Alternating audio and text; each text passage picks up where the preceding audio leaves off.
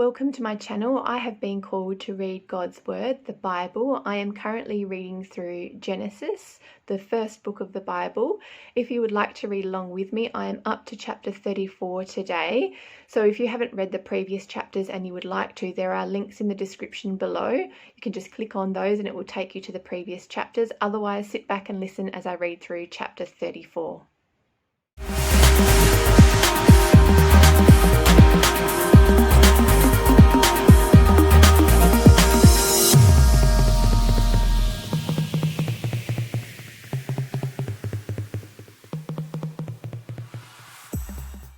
Genesis chapter 34 is entitled, Jacob's Sons Take Revenge.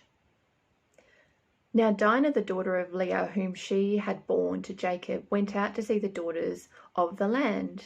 And when Shechem, the son of Hamor the Hivite, prince of the country, saw her, he took her and lay with her and violated her. His soul was strongly attracted to Dinah, the daughter of Jacob, and he loved the young woman and spoke kindly to the young woman. So Shechem spoke to his father Hamor, saying, "Get me this young woman as a wife." And Jacob heard that he had defiled Dinah his daughter. Now his sons were with his livestock in the field, so Jacob held his peace until they came. Then Hamor, the father of Shechem, went out to Jacob to speak with him. And the sons of Jacob came in from the field when they heard it, and the men were grieved and very angry because he had done a disgraceful thing in Israel by lying with Jacob's daughter, a thing which ought not to be done. But Hamor spoke with them, saying, "The soul of my son Shechem longs for your daughter.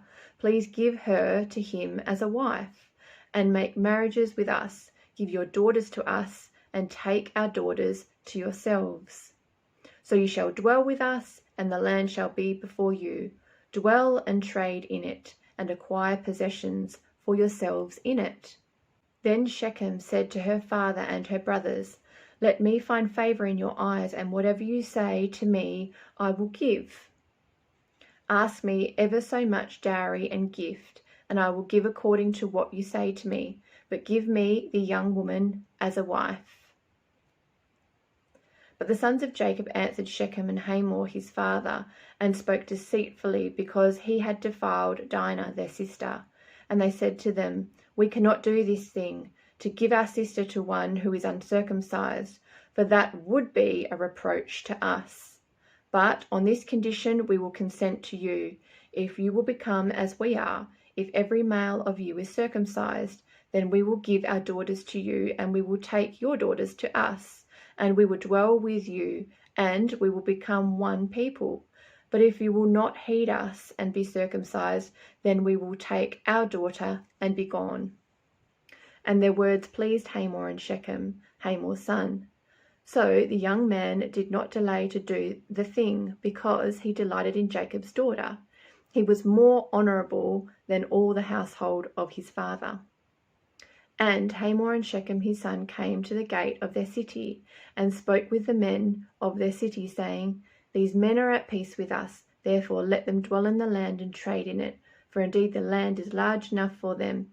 Let us take their daughters to us as wives, and let us give them our daughters.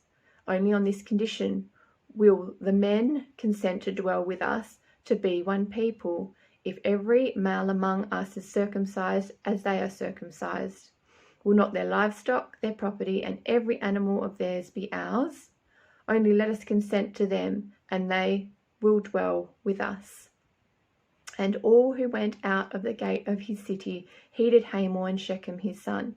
Every male was circumcised, all who went out of the gate of his city.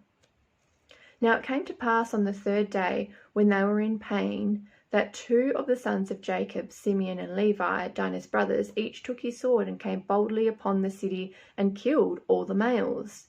And they killed Hamor and Shechem his son with the edge of the sword, and took Dinah from Shechem's house and went out. The sons of Jacob came upon the slain and plundered the city, because their sister had been defiled. They took their sheep, their oxen, and their donkeys, what was in that city and what was in the field, and all their wealth. And their little ones and their wives they took captive, and they plundered even all that was in the houses. Then Jacob said to Simeon and Levi, "You have troubled me by making me obnoxious among the inhabitants of the land, among the Canaanites and the Perizzites. And since I am few in number, they will gather themselves together against me and kill me. I shall be destroyed, my household and I." But they said, "Should he treat our sister like a harlot?"